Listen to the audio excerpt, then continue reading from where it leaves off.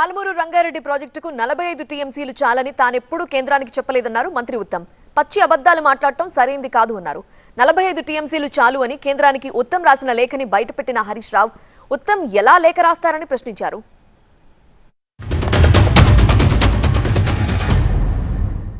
45 టీఎంసీలు మేము తగ్గించి ఉపయోగించినవాట.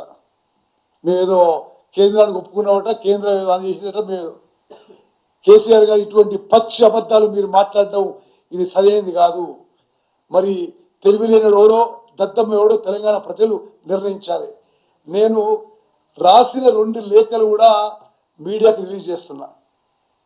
వాళ్ళు ఏ విధంగానైతే జియో ఇచ్చిండ్రో వాళ్ళు ఉన్నప్పుడు 45 టీఎంసీలు ఫస్ట్ ఫేజ్గా savings in minor irrigation first ఫేజ్గా ఆమోదం. మరి అదేవిధంగా మరో 45 టీఎంసీలు గోదావరి వాటర్ డైవర్షన్ విషయంలో మరో 45 టీఎంసీలు 90 టీఎంసీల కోసం మేము ఎప్పుడు కూడా కేంద్రంతో కొట్లాడినాం. మీకంటే కృష్ణా నదీ జలాలు రక్షించుకోవడంలో మేము చాలా సమర్థవంతంగా ముందుకు పోయని చెప్పి మనం చేస్తున్నాను. జీవో నంబర్ 246 2022 సంవత్సరం 90 టీఎంసీలు కేటాయిస్తూ ఇది కేసీఆర్ గారు ప్రభుత్వం ఇచ్చిన జీవో. ఇదేమో 45 టీఎంసీలు చాలు అని ఉత్తమ్ కుమార్ రెడ్డి ఢిల్లీకి రాసిన ఉత్తరం. 45 చాలు అని ఉత్తరం రాసిన ఢిల్లీకి.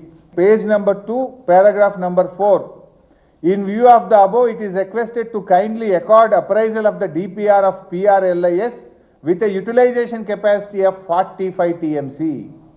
45 జాలు మా డిపిఆర్ని అప్రైజల్ చేయండి అని సిగ్గు లేకుండా ఈ రాష్ట్ర ప్రయోజనాలను దెబ్బతీస్తూ ఢిల్లీకి ఉత్తరం రాసిండు ఉత్తమ్ కుమార్ రెడ్డి, రేవంత్ రెడ్డి.